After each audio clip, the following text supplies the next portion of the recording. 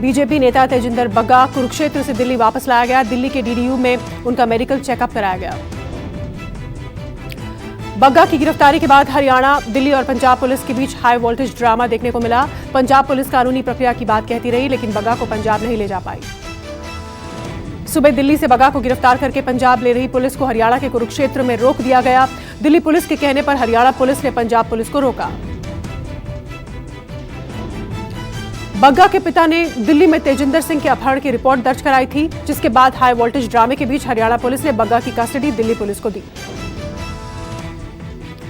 तेजिंदर बग्गा की गिरफ्तारी पर बीजेपी ने केजरीवाल पर पंजाब पुलिस का दुरुपयोग करने का आरोप लगाया और केजरीवाल पर पंजाब पुलिस का दुरुपयोग करने का आरोप लगाया।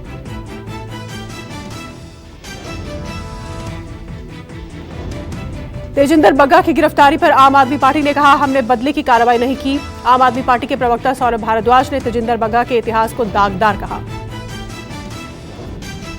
तेजिंदर सिंह बग्गा की गिरफ्तारी को लेकर बीजेपी कार्यकर्ताओं में गुस्सा देखने को मिला। गिरफ्तारी की खबर मिलते ही बीजेपी कार्यकर्ताओं ने प्रदर्शन शुरू किया और जनकपुरी पुलिस स्टेशन को घेर दिया। वाराणसी के ज्ञानवापी परिसर में सर्वे और वीडियोग्राफी का काम जारी। परिसर में वीडियोग्राफी के लिए पहुंची सर्वे टीम का विरोध हुआ। ज्ञानवापी परिसर के बाहर भारी हंगामा देखने को मिला। ज्ञानवापी परिसर में चप्पे चप्पे पर जवानों की तैनाती। कल भी होगा सर्वे। टीम में कोर्ट कमिश्नर समेत दोनों पक्ष के कुल 36 लोग शामिल। कोर्ट के आदेश के बाद तहखाने और पहली मंजिल की वीडियोग्राफी होगी। 5 महिलाओं की याचिका पर वाराणसी कोर्ट ने श्रृंगार गौरी मंदिर के सर्वे का आदेश दिया था। श्रृंगार गौरी मंदिर ज्ञानवापी की दीवार पर है। सर्वे टीम को 10 मई को कोर्ट को अपनी रिपोर्ट सौंपनी है, लेकिन मुस्लिम समुदाय कोर्ट के आदेश के बाद से ही इस फैसले का विरोध कर रहा है। गृह मंत्री अमित शाह आज बीजेपी के मृत कार्यकर्ता अर्जुन चौरसिया के घर पहुंचे। अर्जुन चौरसिया की संदिग्ध हालत में मौत हुई। अर्जुन चौरसिया का शव काशीपुर में फंदे से लटका मिला है। बीजेपी ने कार्यकर्ता की हत्या का आरोप टीएमसी पर लगाया। बीजेपी के सारे स्वागत कार्यक्रम रद्द करते हुए अमित शाह बीजेपी कार्यकर्ता के घर पहुंचे और परिवार से मुलाकात कर इंसाफ की बात कही। अमित शाह ने कार्यकर्ता की मौत पर ममता सरकार से रिपोर्ट मांगी। शाह ने कहा, मामले की सीबीआई जांच हो, क्योंकि परिवार को बंगाल सरकार पर भरोसा नहीं। अमित शाह ने कहा, बंगाल में राजनीतिक हिंसा, प्रतिशोध में हत्याएं और विरोधी दल के कार्यकर्ताओं को चुन चुनकर निशाना बनाया जा रहा है। अमित शाह के सीएए पर दिए गए बयान पर भड़की ममता बनर्जी। ममता बनर्जी ने पलटवार करके कहा, आग से मत खेलिए, जनता जवाब देगी। ममता बनर्जी ने कहा, अमित शाह केवल बंगाली और हिंदी भाषी समुदायों के बीच, हिंदुओं और मुसलमानों के बीच अलगाव उत्पन्न करना चाहते हैं। ममता बनर्जी ने कहा, अमित शाह गृह मंत्री हैं, इसलिए उनको दिल्ली देखना चाहिए। दिल्ली, उत्तर प्रदेश और मध्य प्रदेश में क्या हुआ, उनको वो देखना चाहिए।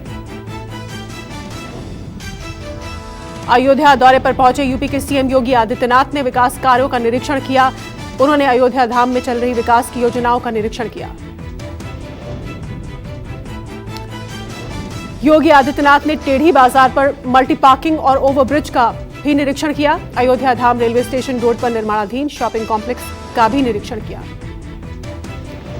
इसके अलावा योगी आदित्यनाथ पूर्व माध्यमिक विद्यालय भी पहुंचे और वहां पढ़ रहे बच्चों से बात की। योगी ने रामलला के दर्शन भी किए। योगी आदित्यनाथ ने दलित बस्ती में खाना खाया। बेगमपुरा मोहल्ला में सीएम योगी ने दलित परिवार बसंती के घर और उनके परिवार के साथ खाना खाया। इस कार्यक्रम में योगी आदित्यनाथ के साथ अयोध्या धाम के बीजेपी विधायक और सांसद भी मौजूद थे। दिल्ली एमसीडी के एक्शन पर डिप्टी सीएम मनीष सिसोदिया ने वार किया। कहा, बीजेपी बुलडोजर चलाकर 60 लाख लोगों को बेघर करना चाहती है। मनीष सिसोदिया ने कहा, बीजेपी ने दिल्ली को तहस नहस करने की योजना बनाई है। दिल्ली सरकार मकान देने में जुटी है और एमसीडी आशियाने तोड़ रही है। पीके यानी प्रशांत किशोर के आरोपों पर बिहार के मुख्यमंत्री नीतीश कुमार ने पहली प्रतिक्रिया दी। उन्होंने कहा, सब लोग जानते हैं कि हमने क्या काम किया है। नीतीश कुमार ने कहा, कौन क्या बोलता है इसका कोई महत्व नहीं है, महत्व सच का है और सब जानते हैं कि क्या हुआ और कितना काम हमने किया। कल रणनीतिकार प्रशांत किशोर ने कहा था कि नीतीश राज में बिहार सभी राज्यों से पिछड़ा और गरीब है और यहां विकास के काम नहीं हुए। अवैध खनन के मामले में झारखंड की सीनियर आईएएस पूजा सिंघल और उनसे जुड़े लोगों के 18 ठिकानों पर एनफोर्समेंट डायरेक्टरेट का छापेमारी, करीब 25 करोड़ रुपए बरामद हुए। झारखंड, राजस्थान, हरियाणा, पश्चिम बंगाल, बिहार और दिल्ली में छापेमारी, बरामद नकदी की गिनती के लिए मशीन लगाई गई। ये पैसे आईएएस ऑफिसर के चार्टर्ड अकाउंटेंट के यहां से मिले। आईएएस पूजा सिंघल के सरकारी आवास पर ईडी ने छापा मारा था। पूजा सिंघल के करीबी कारोबारी अमित अग्रवाल के ठिकानों पर भी छापेमारी। अमित को झारखंड के सीएम हेमंत सोरेन का करीबी बताया जाता है।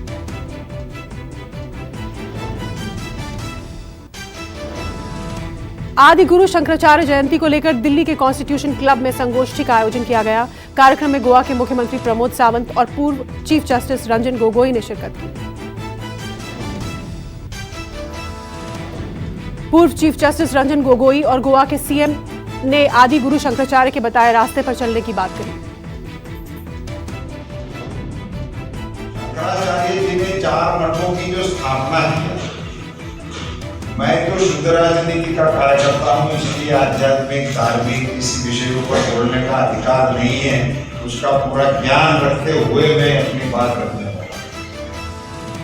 उन्होंने जो 4 मठ की स्थापना की जिस जगहों पे, और वो उस कालखंड में किया। मैं पूरे देश भर से मैं देख रहा था, रोहित जी जब बात कर रहे थे इस आदि शंकराचार्य की जयंती में समारोह में भाग लेने के लिए देश के विविध भागों से उन्होंने जिन को बुलाया, कोई बेंगलोर से आया, कोई कश्मीर से आया, कोई राजस्थान से आया, कोई कर्नाटक से आया, सभी स्टेट्स में से जो आदि शंकराचार्य के भक्त रोहित भाई ने इस कार्यक्रम दिल्ली में आयोजन किया, इसलिए उनका बहुत बहुत अभिनंदन करता हूँ। जम्मू में हुर्रियत के 2 नेताओं के ठिकानों पर छापेमारी। सूत्रों के मुताबिक हुर्रियत नेताओं के घर से जमाते इस्लाम संगठन से जुड़े कुछ दस्तावेज मिले। सैयद अली शाह गिलानी के दौरे के दौरान आपत्तिजनक और संवेदनशील नारे लगाने के बाद 2007 में एफआईआर दर्ज की गई। जांच के दौरान की गई छापेमारी। जम्मू कश्मीर के पहलगाम में 3 आतंकी ढेर हो गए हैं। पहलगाम के बटकूट इलाके में घेरे गए आतंकी, सर्च ऑपरेशन के दौरान आतंकियों ने फायरिंग की।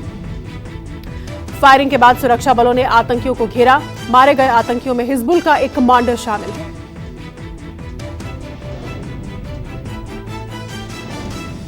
मूंग की फसल को न्यूनतम समर्थन मूल्य पर खरीदेगी पंजाब सरकार।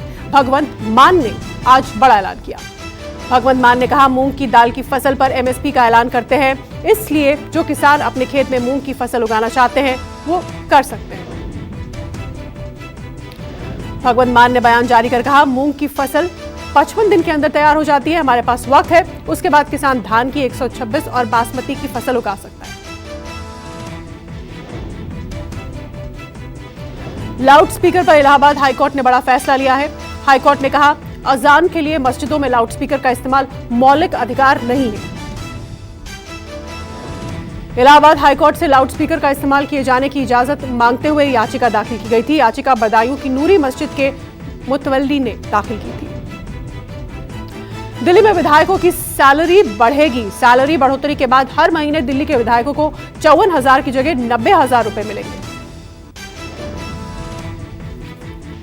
11 साल बाद दिल्ली के विधायकों की सैलरी बढ़ाई गई है। विधायकों को अभी बेसिक सैलरी 12,000 रुपए महीना मिलती है, अब यह बढ़कर 20,000 हो जाएगी। केंद्र की मंजूरी के बाद दिल्ली विधानसभा में अगले सत्र में विधायकों की सैलरी बढ़ोतरी का बिल लाया जाएगा।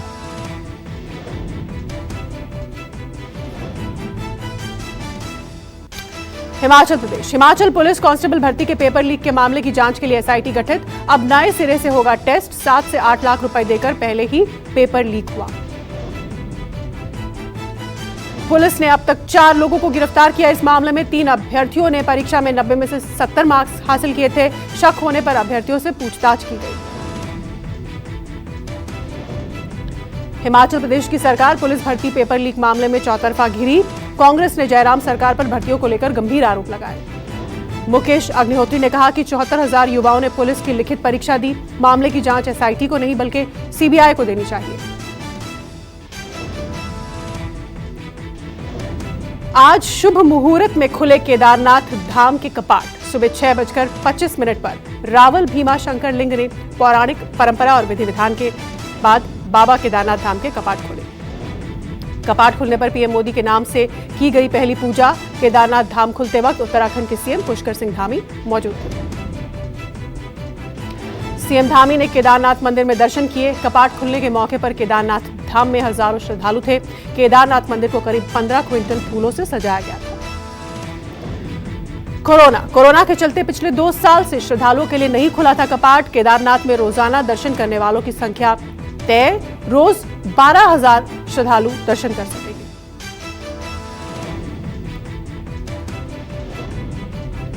लखनऊ के सरोजनी नगर में करोड़ों का घपला करने वाले 2 आरोपियों को गिरफ्तार किया गया। Shri filling station petrol pump के मालिक ने दर्ज कराई थी एफआईआर। अकाउंटेंट की मिलीभगत से 5 साल में करीब 20 करोड़ 80 लाख का घपला किया था। 16 मार्च को सरोजनी नगर थाने में एफआईआर दर्ज हुई थी। बिजनौर के थाना मंडावली इलाके में एक शादी समारोह में दावत को लेकर एक ही समुदाय के 2 पक्षों में मारपीट। जमकर चले लाठी डंडे और तलवारें, 5 लोग घायल। गांव में शादी के आमंत्रण को लेकर हुआ विवाद। दोनों पक्षों के 4 लोगों को हिरासत में लिया गया। आरोपियों पर धारा 151 के तहत की गई कार्रवाई।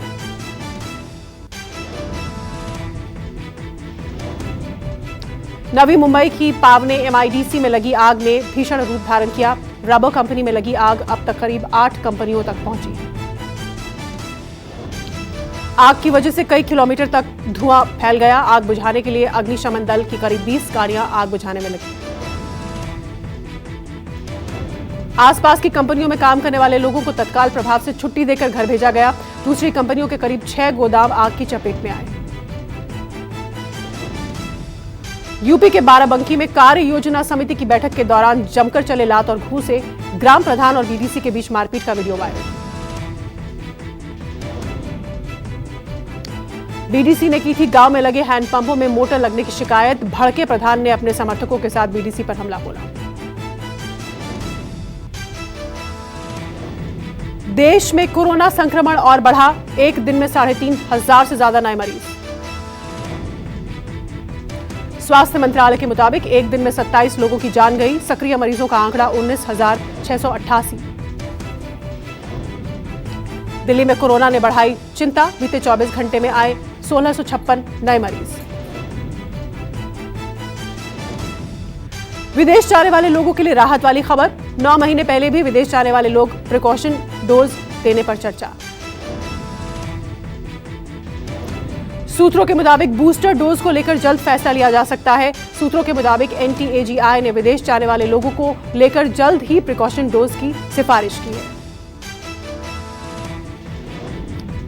केंद्र सरकार ने डब्ल्यूएचओ के मौत के आंकड़ों को नकारा। डब्ल्यूएचओ ने कोरोना के दौरान भारत में 47 लाख मौतों का दावा किया। भारत के आधिकारिक आंकड़ों में कोरोना के दौरान 5 लाख मौत दर्ज हैं। केंद्र ने डब्ल्यूएचओ के आंकड़ों को खारिज किया। रिपोर्ट पर आपत्ति जताई। एम्स के डायरेक्टर रणदीप गुलेरिया ने मौत का अनुमान लगाने के लिए डब्ल्यूएचओ की मॉडलिंग पद्धति पर सवाल खड़े किए। कहा, डब्ल्यूएचओ ने जन्म और मृत्यु पंजीकरण का उपयोग ही नहीं किया।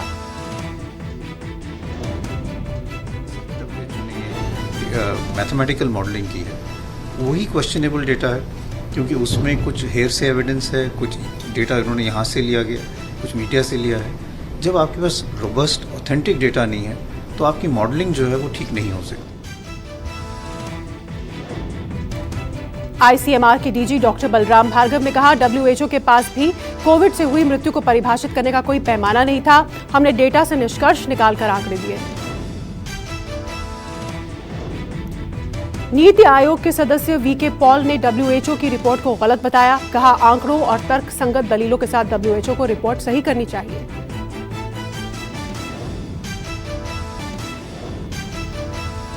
$100 अरब आय वाली पहली देसी कंपनी बनी रिलायंस। चौथी तिमाही में 22.5% फायदा। इस तिमाही में कंपनी को 16,203 रुपए का मुनाफा हुआ है। वित्त वर्ष 2021-22 के दौरान रिलायंस इंडस्ट्रीज का शुद्ध लाभ बढ़कर 60,705 करोड़ रुपए पर पहुंच गया है। वहीं आय यानी आमदनी बढ़कर 7.92 लाख करोड़ रुपए हो गई।